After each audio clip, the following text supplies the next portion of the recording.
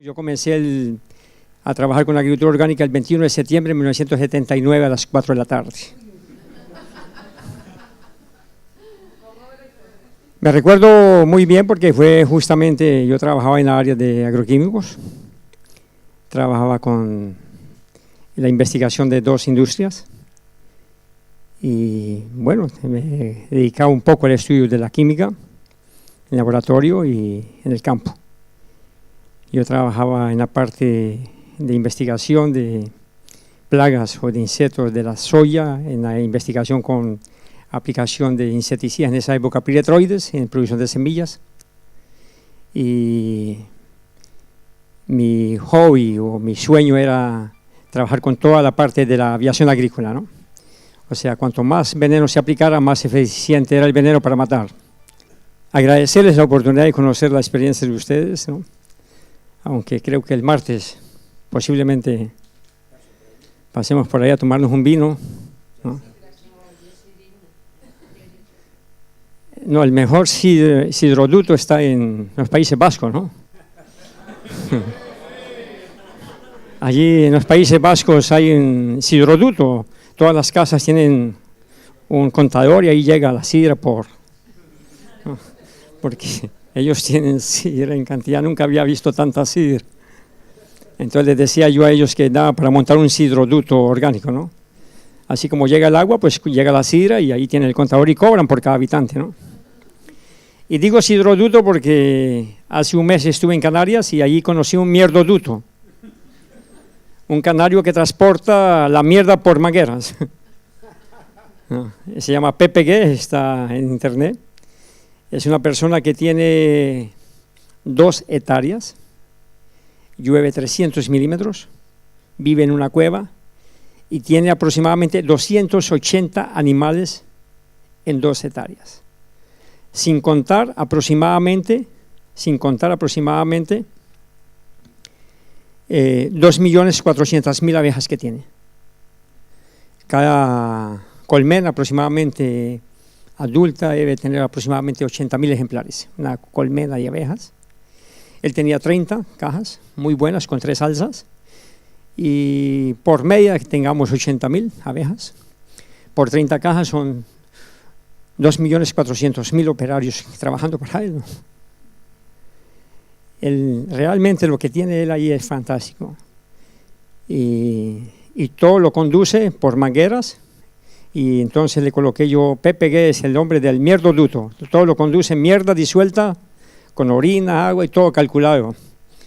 O sea, nunca pensé que alguien iba a racionar tan bien la mierda. Él tiene goteros de mierda, todo calculado, ¿no? Bueno, pues transmitirles algún poco de las ideas, de las experiencias que venimos desarrollando en algunos países en América Latina, pues no es muy diferente el tipo de procesos por los cuales nosotros también pasamos. Y uno de los enclaves de los mayores problemas que nosotros tenemos no es la producción orgánica. El mayor problema que nosotros tenemos es el consumidor. El consumidor es la peor desgracia para nosotros los productores. El consumidor no es consciente. Yo tengo una propuesta de que yo vendo la hortaliza y te regalo un canasto de salud. Te cobro mi trabajo en la hortaliza y te regalo la salud. Y la gente no entiende eso. Porque la salud no se vende, la salud se da a la gente. Y cuando uno produce orgánicamente, uno da salud a la gente. Y da una salud social. ¿Por qué una salud social? Porque te doy una salud de forma individual con el producto, pero te doy una salud social. Porque no contamino de manera social el medio ambiente, no contamino el agua, no contamino todas las condiciones de los demás. Entonces, en la agricultura orgánica, tú también contribuyes a una salud social. Es un gano de la sociedad también. Yo dejo de contaminar metros cúbicos de agua. Y esos metros cúbicos de agua que dejo de contaminar son metros cúbicos de agua que la sociedad entonces está ahorrando en enfermedades. Salud no está en los hospitales ni en los cementerios. La salud está en la comida y la salud de la comida está en el suelo. Si el suelo no es saludable, el resto pare de contar. Es un poquito la experiencia que les puedo contar un poquito como académico, también en la área que me gusta, también pues prepararme en la área académica porque pues siempre estamos expuestos a muchos debates, a muchos, digámoslo así, enfrentamientos de forma diferente con la industria. Y por otro lado, pues también me gusta la parte básica desde la experiencia, y esa experiencia también la trabajo paralela desde aquella época en que comencé a descubrir otra forma de vida con la agricultura orgánica. Es difícil a veces seleccionar, bueno, de qué voy a hablarles, ¿no? Pues la biodiversidad también se expresa en la manera de entendimiento de las cosas, y aquí también es biodiverso la manera de las expectativas de la gente. Y atender todas las expectativas pues no es fácil, pero hay algunos temas que son importantes tratar y para reflexionar. Nosotros tenemos una agricultura industrial que se desarrolló en un trinomio de la química, la manipulación genética, la manipulación de la mecanización. Pero todo fue un fraccionamiento de este modelo de agricultura, un modelo de agricultura que la química se fundamentó en la utilización totalmente de fertilizantes químicos y venenos. Todo fruto de una agricultura industrial y fruto de un desarrollo posguerra en la cual todos los instrumentos de guerra fueron transformados en insumos para la agricultura, para que la agricultura nuevamente subsidiara nuevos insumos. Si no estoy mal, aquí en la península ibérica se hacen algunos gases de guerra todavía cerca de Madrid. Entonces, la elaboración de armas químicas es muy lucrativa. Y por eso hay que estar inventando guerras y estar peleando con alguien para ir descartando nuevas sustancias. Actualmente, pues, cada vez se investigan, para que ustedes tengan una idea, actualmente hay 2.750 principios activos de veneno. Por cada veneno se investigan 9.600 sustancias químicas de forma diferente. Entonces, ustedes pueden multiplicar 2.750 principios activos de veneno por 9.600 sustancias diferentes que cada veneno ha generado en descarte. Para tener la síntesis de un principio activo, las mafias de las multinacionales, porque son mafias, ellos descartan e investigan 9.600 sustancias diferentes. Esas las descartan. La pregunta es, ¿dónde están? Por cada principio activo de veneno, se descartan 9.600 sustancias de síntesis diferentes. Multiplique eso actualmente por 6.000 y ¿cuánto da? Entonces, ¿dónde están esos principios activos y qué contaminaron? El agua dulce del planeta es bien escasa, si es que así se puede llamar dulce o no envenenada. Es muy difícil que encontremos agua sin micropartículas de plástico. El elemento que más aparece actualmente en el agua es mercurio, cadmio, arsénico. Se dice que no hay animal del mar que no tenga trazos de mercurio, arsénico y también cromo, cadmio, metales pesados. Hoy, inclusive, para consumo de alimentos del mar, se clasifican de acuerdo de a dónde vienen, si es del Pacífico o del Atlántico. La comida del Atlántico, del mar, es más barata, es más cara que del Pacífico. El Pacífico tiene mayor residuo de radioactividad. Entonces, de acuerdo a tu bolsillo, tú tienes derecho a escoger dónde te envenenas más rápido. Si tienes menos dinero, come del Pacífico. Si tienes más dinero, vas para el norte. La desgracia se clasifica también de forma geográfica por la economía en el bolsillo. Bueno, esa agricultura industrial también fue una genética. Esa genética es manipulación de animales, semillas, que más adelante voy a entrar principalmente en el tema de semillas que me interesa. Y la parte de mecanización, tractores e implementos. Y hubo siempre una relación totalmente de toxicología. Esa toxicología donde nos hicieron creer que nosotros podíamos comer veneno, pero que no excedieras. La pregunta es, ¿qué es un exceso de veneno? Frente a la duda es mejor no tenerlo. La persona que estandarizó la cantidad de veneno que nosotros podemos comer por día según la industria y la Organización Mundial de la Salud son estándares de la época donde no existía la toxicología de la cualidad. Era una toxicología cuántica y donde no existía la síntesis. Eso fue en el siglo XV de Paracelsus. En la época de Paracelsus no existía la síntesis de sustancias químicas. Sin embargo, el argumento todavía sigue siendo del siglo XV para la actualidad. Actualidad que se trabaja con sustancias de síntesis. Entonces no podemos aceptar parámetros de siglo XV donde no existía sustancias de síntesis. Las sustancias con que Paracelsus trazó la toxicología fueron cuánticos y eran elementos de la naturaleza. Entonces él decía, si usted se come 6 kilos de azufre, se muere. Bueno, en primer lugar, nadie es pendejo para comerse 6 kilos de azufre, ¿no? Él decía, si tú te tomas seguido 12 litros de agua, te ahogas. Pues pendejo, pues yo sé que eso. Entonces él decía que lo que mata es la cantidad. Pues claro. Pero él no conoció los riesgos de la toxicología de las sustancias de síntesis. ¿Qué son sustancias de síntesis? Son aquellas sustancias que la naturaleza no tiene memoria para degradarlas. Esas son sustancias de síntesis. Bueno, nosotros tenemos actualmente una agricultura de síntesis. La tierra no tiene memoria para degradarlas porque ella no las generó. Es el ser humano que generó esas sustancias, las inventó, hizo la recombinación de ellos.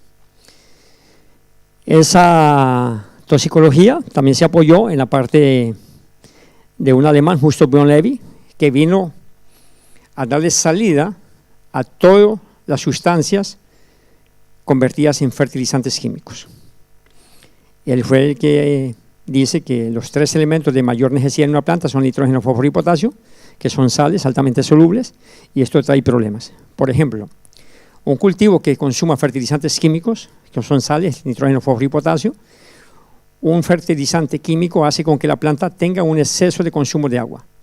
Por ejemplo, en la agricultura orgánica nosotros tenemos, en el primer año de cobertura del suelo, si nosotros aumentamos en 1% la materia orgánica en el suelo, nosotros estamos economizando aproximadamente 40% de riego. Bueno, ¿qué significa 40% de riego? Pues menos agua, menos trabajo, más salud, menos plantas deshidratadas y una eficiencia en el sistema de la producción y de la calidad de la planta. Porque los fertilizantes químicos son sales, hace con que la planta sienta más sed. En la agricultura orgánica es lo contrario, es una agricultura que no le da sed a la planta. ¿Por qué? Porque trabajamos con micro lluvias internas. La materia orgánica son como las cuerdas o los lazos que amarran las nubes y la humedad del aire. Cuanto más materia orgánica yo tenga, más conservo la humedad en el suelo. Y cuanto más yo tenga cobertura verde en el suelo, más tengo principio de capilaridad, que significa circulación de agua. La materia orgánica conserva el agua porque no tiene capilaridad. Entonces ella la almacena entre los microporos de las partículas. La abonos verdes sí tiene capilaridad, entonces ella pone la recirculación el agua, que es diferente. Entonces esos principios son básicos de entender. Después finalmente viene el principio de Malthus, todavía en la actualización, y Malthus del siglo XVIII, y eso que era sacerdote. Pero aquellos hay de sacerdotes a sacerdotes. Este era un sacerdote de la muerte. Malthus inglés, y como todo inglés le gusta la economía. Entonces él decía que la población crece más que la producción de alimentos. Ahora es lo contrario, tenemos más alimentos que población.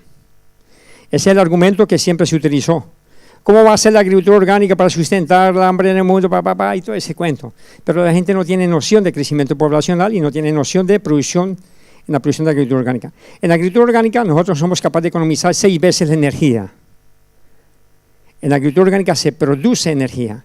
En la agricultura química se gasta energía.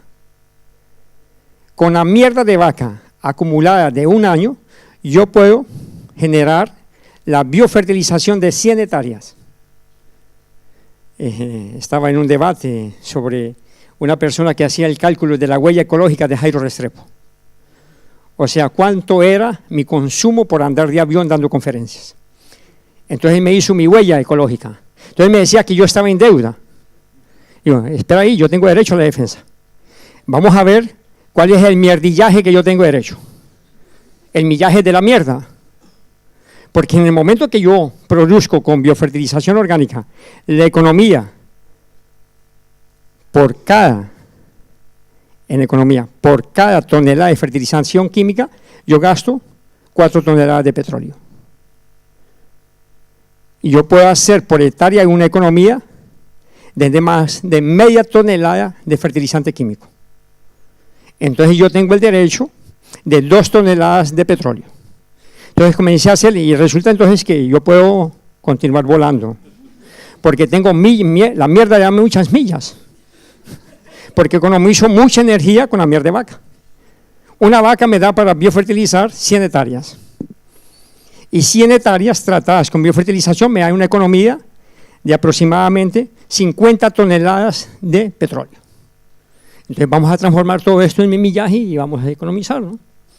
Entonces mire que viene todo, si por un lado yo gasto viajando, por otro lado yo gasto en mi propuesta de ahorro de consumo también en combustible. Eso sin contar que por cada fijación que yo tenga del 1% de materia orgánica sobre el suelo, yo también acumulo más del 67% de carbono generado en esa área. ¿Qué significa? Entre más vida yo tenga en el suelo, más acumulo carbono. Entre más herbicida yo aplico, menos vida, menos acumulación de carbono y más calentamiento. Entonces yo incremento la fijación de carbono cuando incremento la biología en el suelo, porque la biología en el suelo 67% es carbono. Entonces vamos a ver también otra economía de carbono. Y así entonces en la agricultura orgánica generamos energía, fijamos carbono. En la agricultura química libera carbono y gasta energía. Ahora, ese gasto de energía es una ilusión. ¿Por qué es una ilusión en la agricultura química? Porque lo máximo que te dura un fertilizante soluble, su palabra dice fertilizante, todo arriba del suelo. La industria no trabaja con nutrición. Observen y verán. La industria te vende fertilizantes. Los fertilizantes es altamente soluble. Los nutrientes tienen que ver con suelo. En la agricultura orgánica damos énfasis a la nutrición del suelo. Y la nutrición del suelo genera el resto. Y el resto se llama fertilizar la planta. La fertilización es fruto de una solubilización y un proceso microbiológico de toda la materia orgánica que se da en el suelo.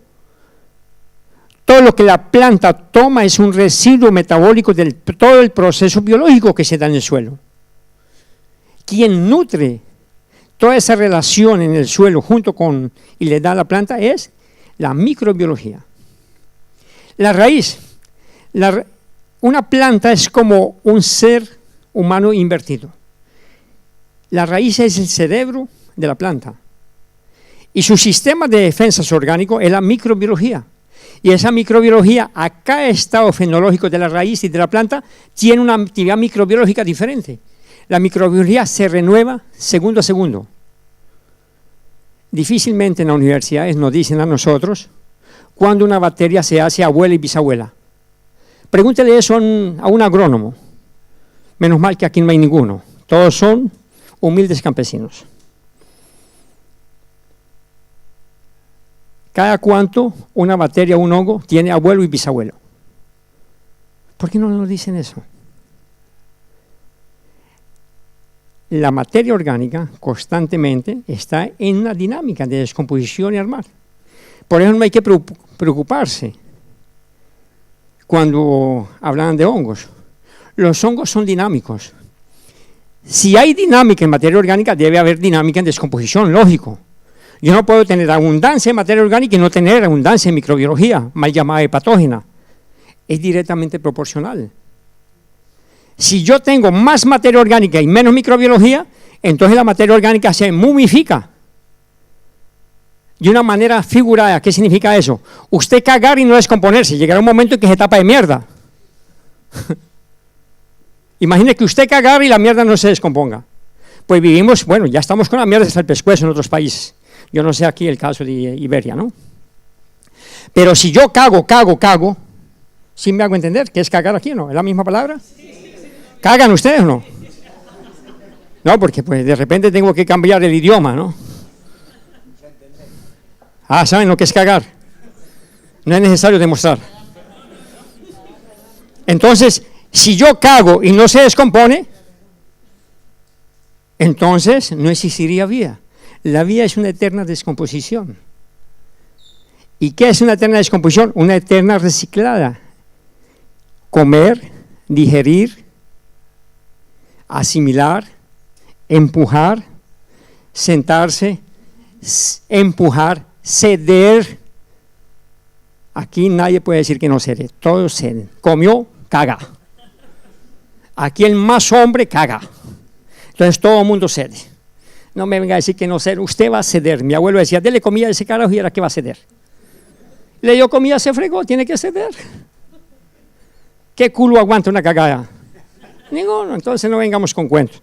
Bueno, esa propuesta de la agricultura orgánica es de entender todo no ciclo, una espiral de energía. La energía no es constante, la materia orgánica sí. Energía y materia orgánica son dos departamentos diferentes. La energía es una maduración en espirales.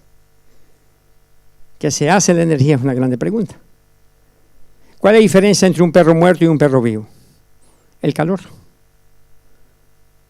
¿Qué muertico es caliente? Si usted siente que el tipo está caliente, sáquelo porque está vivo. Sáquelo porque está vivo. Todo muertico es frío. Entonces, si está con calor, tiene energía, sáquelo. Él puede empujar el carro, se está haciendo el pendejo ahí dormido en el cajón. Sáquelo. ¿No? Entonces, la vida es eso. La mecanización, los tractores y los implementos fueron rígidos. ¿Y qué son implementos rígidos? Los implementos rígidos son aquellos instrumentos que no se pueden modificar. Para cada actividad tienes que comprar un instrumento. Compraste un tractor, no tienes nada. Detrás del tractor tienes que comprar más implementos. Compraste un arado para arar la tierra, no puedes hacer otra cosa. Compraste una raza para revolcar el suelo. Compraste eso, o sea, tienes un tractor y automáticamente tienes que comprar otra serie de instrumentos que se llaman instrumentos rígidos. ¿Qué son instrumentos rígidos? Que cada instrumento te hace una operación. Por lo tanto, compras un tractor y tienes que comprar otra serie de chatarra para tener trabajando 17 a 18 o 20 horas en lo máximo por año por hectárea. En México nosotros hacemos cálculos de que muchos implementos se usan en lo máximo 17 horas por año. ¿Usted comprar un instrumento para utilizar 17 horas en un año? No tiene sentido. Observen. Usted compra implementos para usarlo una vez al año. Entonces, ¿quién gana con eso? La industria. Al próximo año, el hierro ya no sirve, está el tiempo, está mal abandonado, y usted tiene que comprar mantenimiento de la industria que te vendió las herramientas. Es una venta de servicios. En esta propuesta, fue una propuesta de la agricultura industrial, y esa propuesta de la agricultura industrial fue llevada por el sistema de educación perverso, un sistema de extensión rural que extendió el tentáculo de la industria, y un sistema de centros de investigación internacional. Los centros de investigación internacional manipularon todo lo que fue las semillas en el mundo, sobre eso voy a hacer énfasis ahora. Finalmente, la educación fue una educación totalmente corrupta académicamente, no le dan una opción a los estudiantes, los adiestran, la universidad no tiene compromiso, tiene negocios, y la tecnología fue impuesta con la extensión rural. Al campesino le dijeron, es esto lo que tenemos y es eso, y es esto lo que el banco te va a financiar, junto con las estructuras del Estado. Y vienen los centros de investigación, los cuales colocaron la investigación en una nutrición monolítica, nitrógeno, fósforo y potasio, que era lo que necesitaban vender la industria porque era más fácil de síntesis. Esto llevó entonces a un sometimiento de los países posguerra. Terminan las guerras, hay que someter a los países porque la gente está cansada de guerras, quiere trabajar y te traen el paquete. Entonces la gente no quiere ver más muertos, no quiere ver más sangre, no quiere ver más hambre, miseria, y la industria tiene el campo abierto. Está cansado de guerra, está pasando hambre, todo. Te damos el paquete, tú te prendes de ese paquete. Y ese paquete fue altamente subsidiado con el Plan Marshall. Esas políticas de posguerra fueron políticas de regeneración de capital. Pues todas guerras tienen aplicación de capital, de investigaciones y todo. Al tener todo esto, entonces, hace de que las políticas de generación de capital se regenere el capital. Esto lleva a que se crean estructuras posguerra, como es la mafia de Naciones Unidas con la FAO, Banco Mundial, otra gran mafia, y la Fundación Rockefeller norteamericana con el plan de la reconstrucción industrial. Ellos son los que gobiernan actualmente.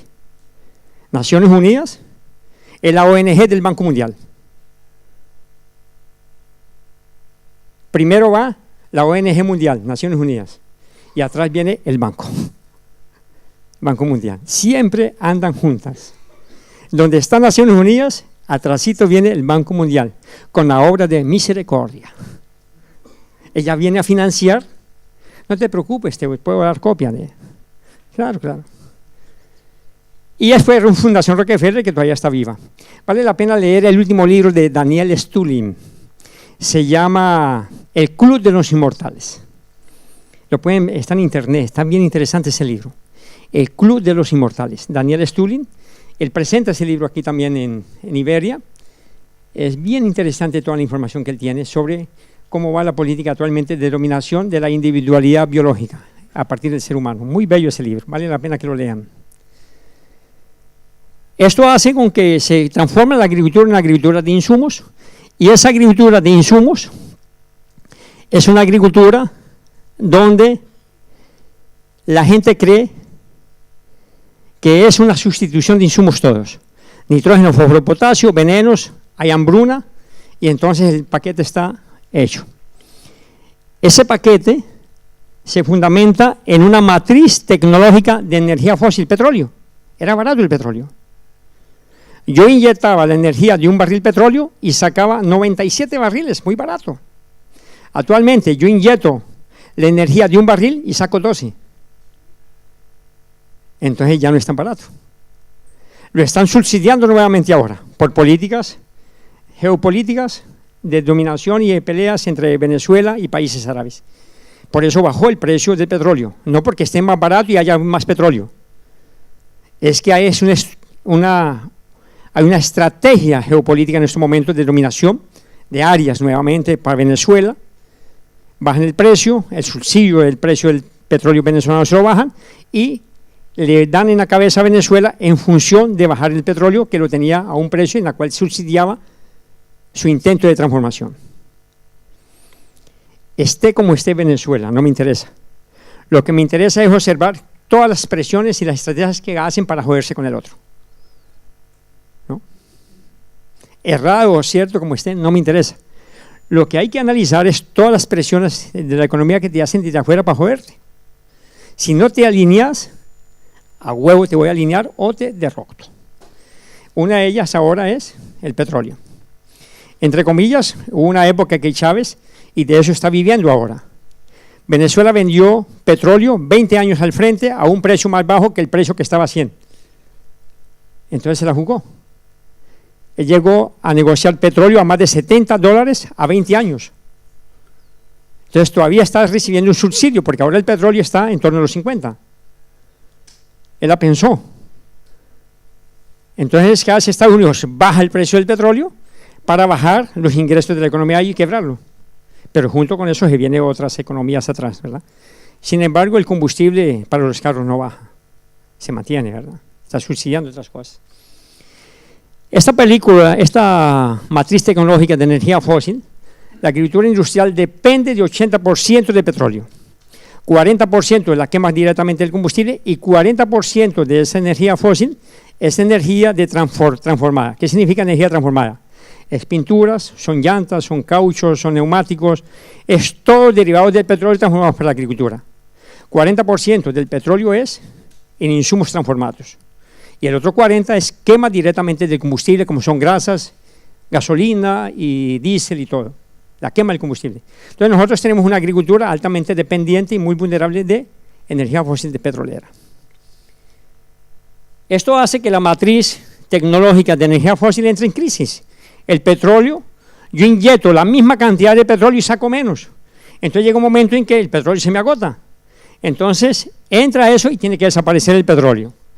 Al desaparecer el petróleo, la nueva mafia no abandona, la mafia se renueva y ahora lanzan la matriz tecnológica de bioinsumos. Pero son los mismos. Como decía mi abuelo, cambian las moscas, la mierda continúa. No sé si está claro este dicho aquí, ¿no? ¿O sucede algo parecido así? ¿No? La mierda es la misma, cambian las moscas, ¿no? Algunas personas tienen como miedo de sonreír, ¿no? Pero es la verdad, ¿no? Pueden sonreír, aquí no hay problema, ¿verdad? Porque vivimos sobre la psicosis del miedo. Si me río, soy sospechoso. Porque hay un psicópata que gobierna y en la cual me puede condenar. Hoy está prohibido reír. Porque si me río puede ser burla. Y una cosa que yo creo que se llama Estado, pero que no es. Entonces está prohibido. Hay gente que tiene que esconder para reírse, ¿sabía? No, pueden reírse, no hay ningún problema. El derecho a sonreír, ¿no? Porque tenemos la psicosis del miedo, ¿no? Y hay que venderte los miedos, porque producir miedo da mucho dinero. Porque si te infundo miedo, tú lo primero es que piensas en un abogado. Voy a traer mi abogado, voy a contratar un abogado. Siempre el miedo, siempre algo de servicios te quieren vender. Hoy la palabra que usa el doctor para asustar a los clientes. No se olvide que estamos detectando el Alzheimer precoz. Y entonces ya te infunde miedo. Y doctor, ¿y qué tiene para prevenir el Alzheimer precoz? Y ahí entonces comienza a venderte un mundo de placebos, pendejo. ¿Por qué? Porque tienes miedo de perder la memoria. Estamos detectando la impotencia sexual precoz. ¿Cómo así, doctor? ¿Y qué hago? Tengo estas pastillitas así, así, así, así. Si se te olvida la pastillita es porque estás con mal de Alzheimer y tengo esto para el mal de Alzheimer así, así, así, así. ¿No? Entonces, todo está en cadena, todo está en cadena. ¿No? Pérdida de la sexualidad y pérdida de la memoria son las dos cosas que más al ser humano llamado hombre le venden actualmente. Anda buscando la sexualidad en una pastilla. La mejor pastilla es estar enamorado de la vida. Y enamorarse de la vida es la propuesta de la agricultura orgánica. Mira cómo sonríe. Mírela ahí. ¿Ah? El mejor Viagra es trabajar con la agricultura orgánica. Mire cómo ella le...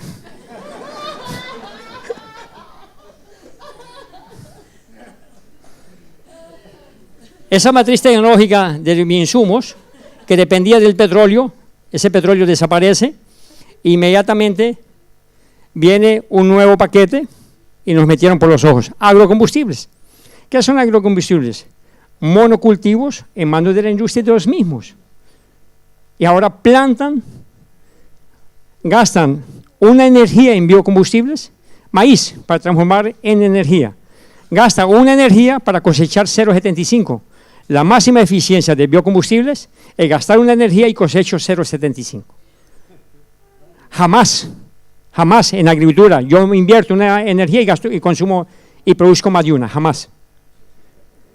Yo siempre gasto una energía y lo máximo que tiene con insumos, porque tengo que volver a aplicar insumos con biotecnología. Le mando herbicidas, le mando laboreo, le mando esto y gasto energía. Por cada unidad energética para cada unidad energética que se necesita producir, lo máxima eficiencia es 0,75 en energía. O sea, pierdo nuevamente 25% de la energía en biocombustibles. Se aumentan los monocultivos, se liberan los transgénicos a beneplácito de la industria y, entre comillas, no sé el caso de Iberia, pero entre comillas en América Latina con gobernantes serviles, corruptos y psicópatas. No sé el caso de aquí, ¿no? ¿No?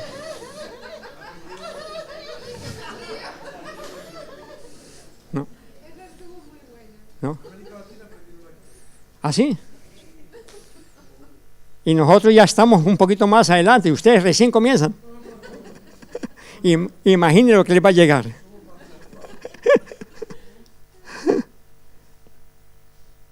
Toda esa propuesta se fundamenta en llevarla y transformarla, entre comillas, como un papel del Estado. ¿Qué es el Estado? Si es así que se puede llamar lo que ahí existe. Yo no creo en Estado, no sé el caso de ustedes. En América Latina ahí son monigotes, a servicio de, no sé el caso de aquí porque no conozco bien. Entonces, esta estructura, ¿qué es lo que hace? Inventa leyes, reglamentos y certificaciones. Entonces, el papel del Estado es joderte y hacerte la vida imposible. ¿Qué funcionario del Estado llega para ayudarte? Dime. No, es para venderte algo o joderte. ¿Qué más? Dime una cosa, ¿dónde hay un funcionario del Estado que le diga al productor, mira, vengo aquí a ayudarte, a economizarte esto, te traigo este intercambio de semilla? Diga, cuando usted ve un funcionario del Estado que llega es para joderte. Ese es el caso de Colombia y de Brasil, donde yo trabajo más. No sé el caso de aquí, ¿no?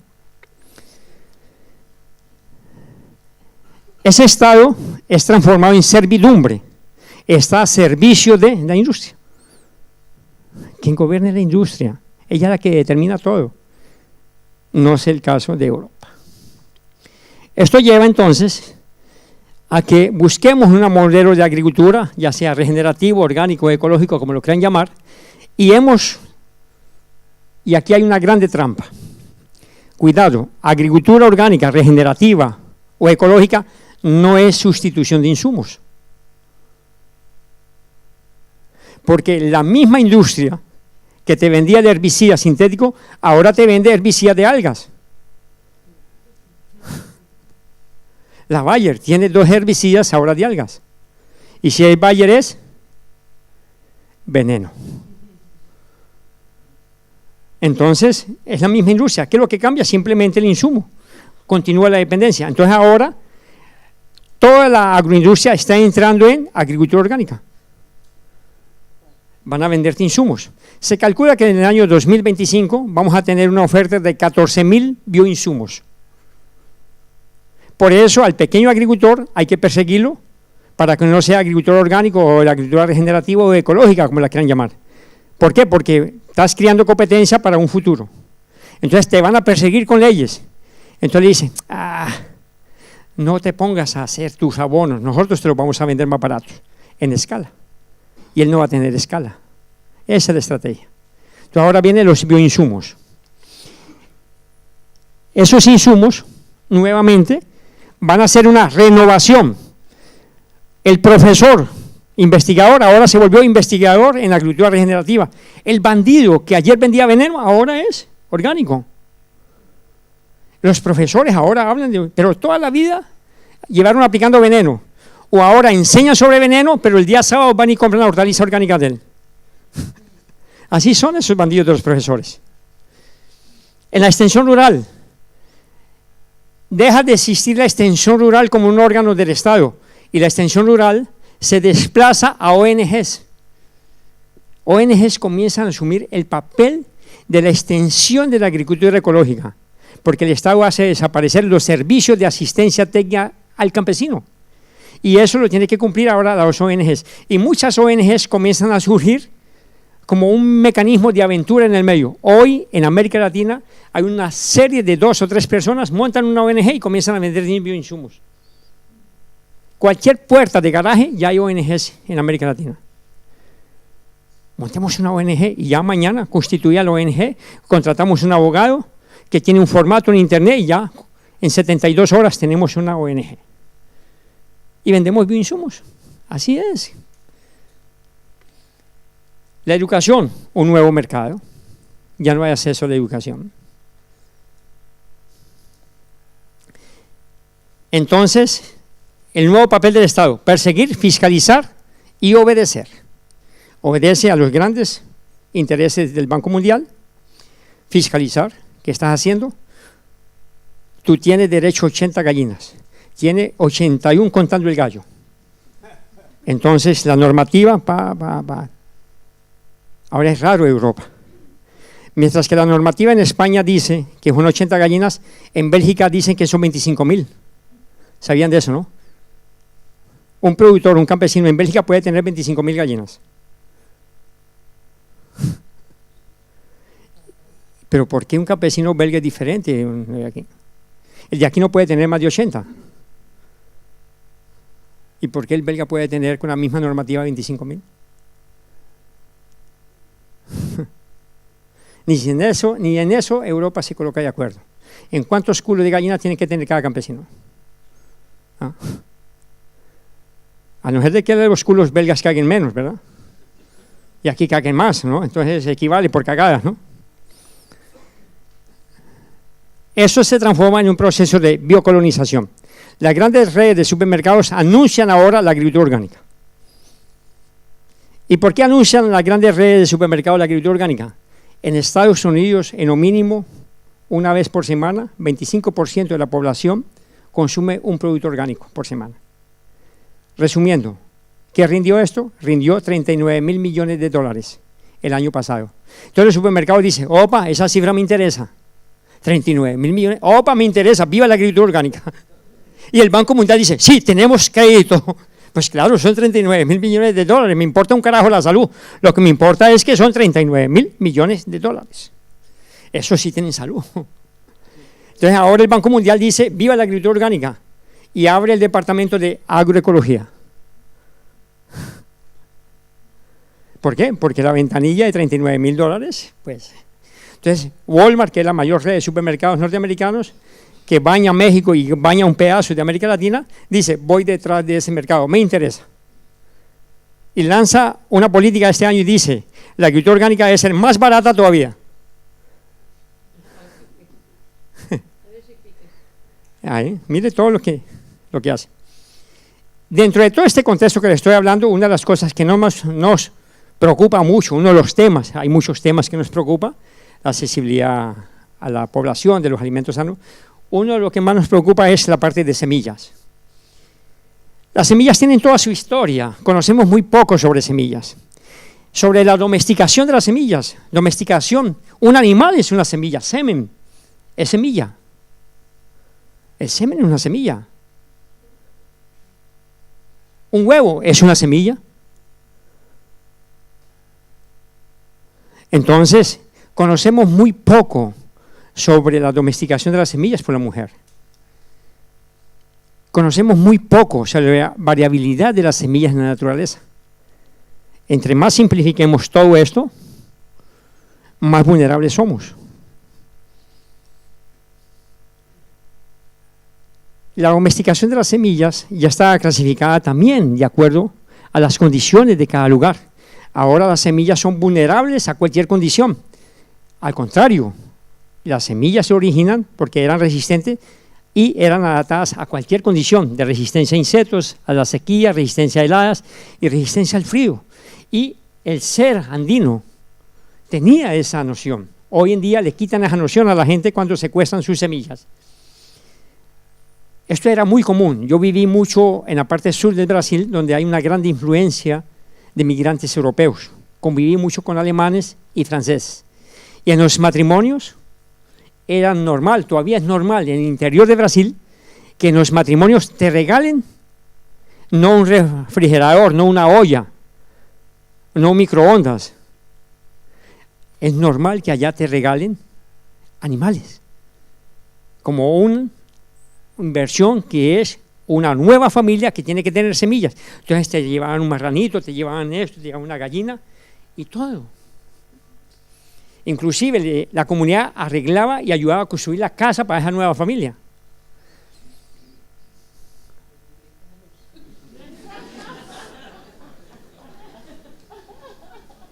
En Brasil, en el Triángulo del Chaco, con Paraguay, Bolivia y Brasil, se hacían concursos entre campesinos por el tamaño de las mazorcas. Habían concursos. Yo conocí en un museo en Brasil mazorca de 40 centímetros de largo, con 680 semillas.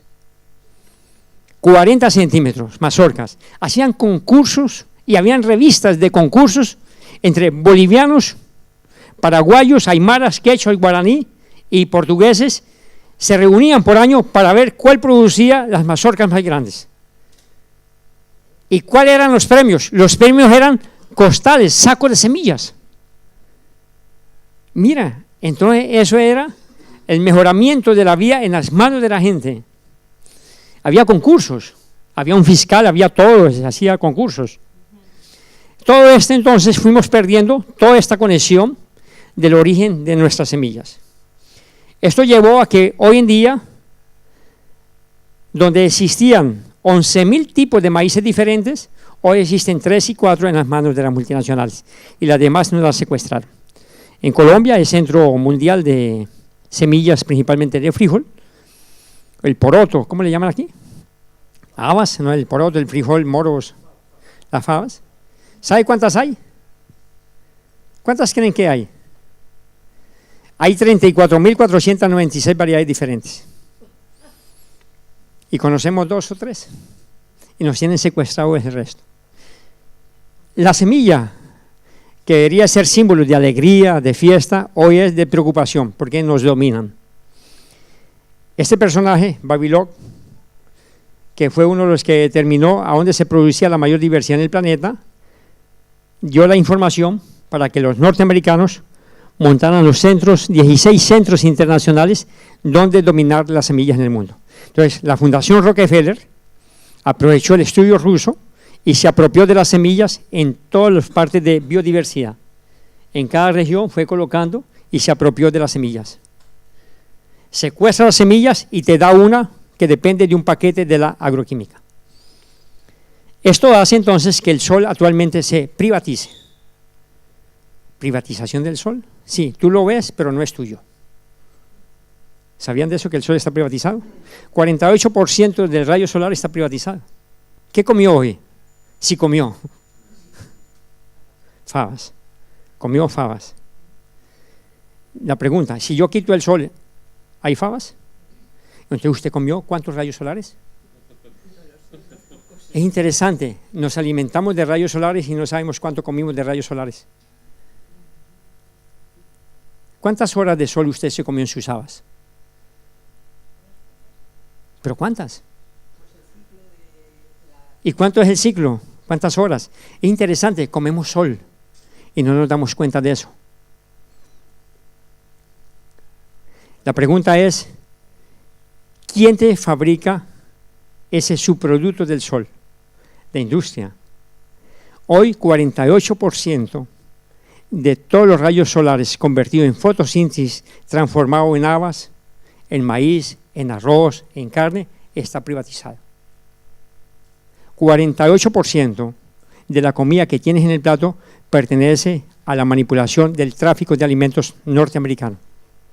Estados Unidos trafica 48% de la energía solar en el mundo. 48% de tu plato, de los rayos solares que hay en tu plato, están manipulados por los norteamericanos. Ves el sol, pero no es tuyo. Tienes que producir. Y al producirlo, sí, no inventan esto, porque hay que venderte servicios. Claro. Entonces, hay un personaje vinculado con el mismo pensamiento Rockefeller, pero un paso más adelante. Lo conocen, ¿verdad? Lo conocen. Ese personaje es un personaje bien interesante porque él tiene los dos centrales de información en la mano ahora. Él domina la información de la computación y domina la información de la nutrición. ¿Sabían de eso? Una pregunta. Si usted está con hambre, ¿piensa bien? Hagan un ensayo. A partir de hoy, declárense en huelga de hambre por 4 días. Y comienza a hablar, y verá que a los 3 días está hablando pendejadas. Paren de comer. ¿Qué es parar de comer? Dejar de activar la información digestiva. Y si usted para el proceso digestivo, usted para el cerebro.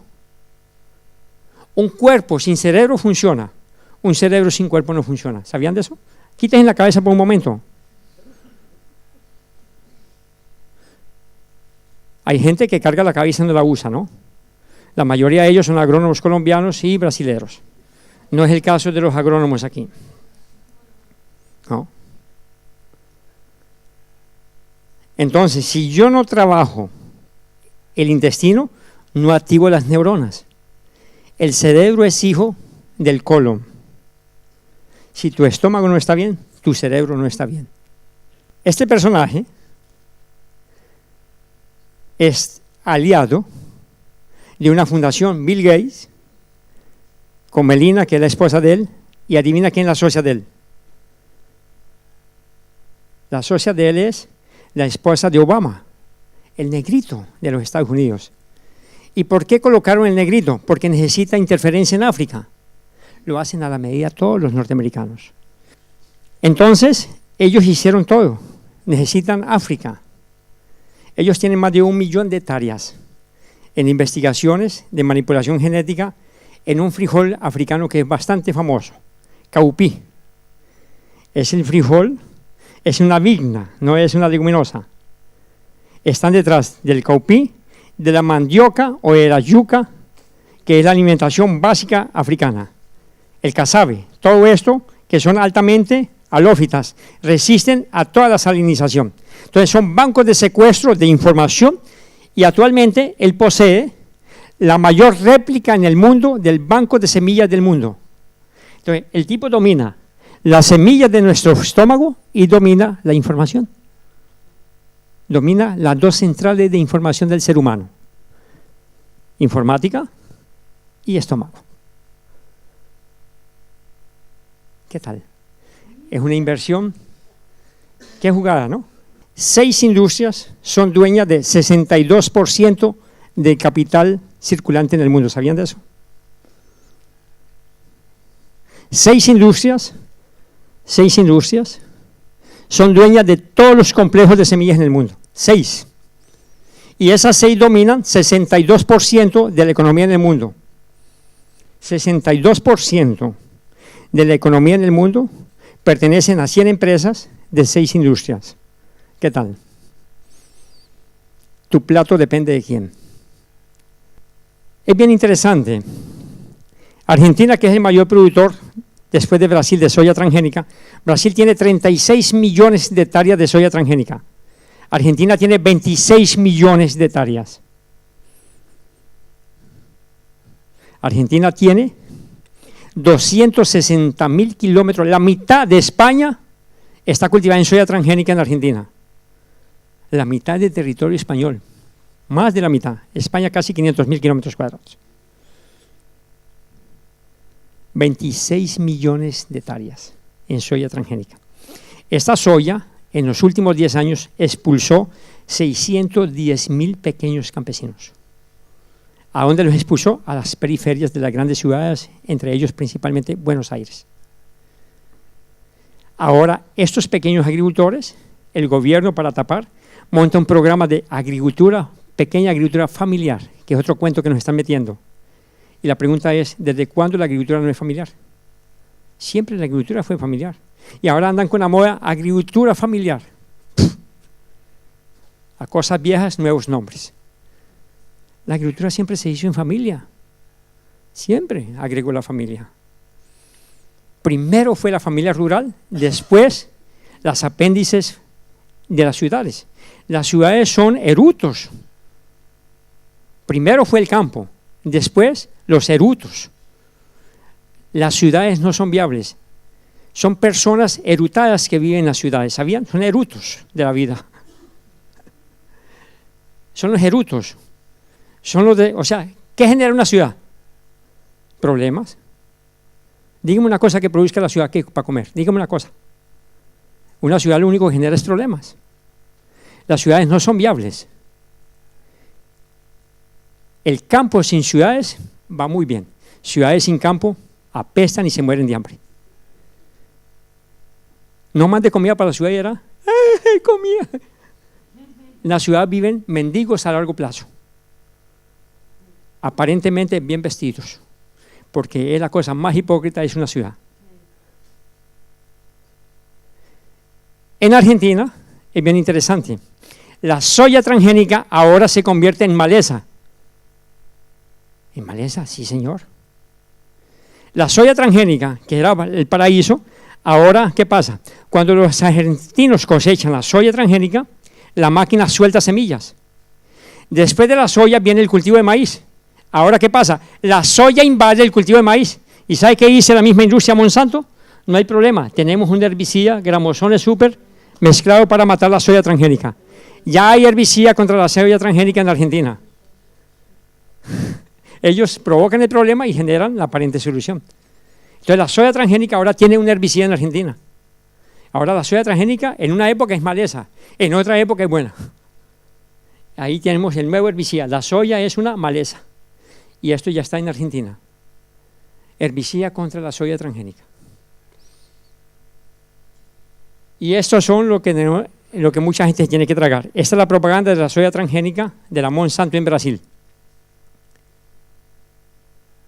La lluvia y la tecnología son fundamentales para el campo, la labor, el campo. La lluvia y la tecnología son fundamentales para el cultivo. Pero solamente una de ellas cae del cielo. La otra, Monsanto la trae para usted. Y perdón. ¿Ah? Esas son las propagandas en Brasil apoyadas por un gobierno llamado de izquierda. ¿Ah? La lluvia y la tecnología son fundamentales para el campo, pero solamente una de ellas cae del cielo. La otra, la Monsanto, trae para usted. Como quien dice, dependemos de ella. Mi tormento no es el hecho de ser oprimido, es saber que la opresión se transformó en sistema. ¿Cualquier coincidencia? No, es mera casualidad aquí en la península. La opresión se ha transformado en un sistema. Eso era un poco para alimentar la inquietud, el debate y hacer un contraste de la bella experiencia, de la posibilidad de una agricultura totalmente diferente en manos de gente propia aquí, de carne y hueso, de Asturias, experiencias muy bellas. Yo tengo la mía, cada uno tiene su experiencia propia y todo eso. Encantador toda la rotación que él hace, los mecanismos y todo. Y bueno, tenemos muchas cosas que compartimos en común. Y esas cosas que compartimos en común es la defensa de la vida. La propuesta de la agricultura orgánica, más que ser una propuesta económica, es una propuesta de protección y defensa de la vida. Y esa defensa de la vida nos une, por más distantes que estemos de los continentes.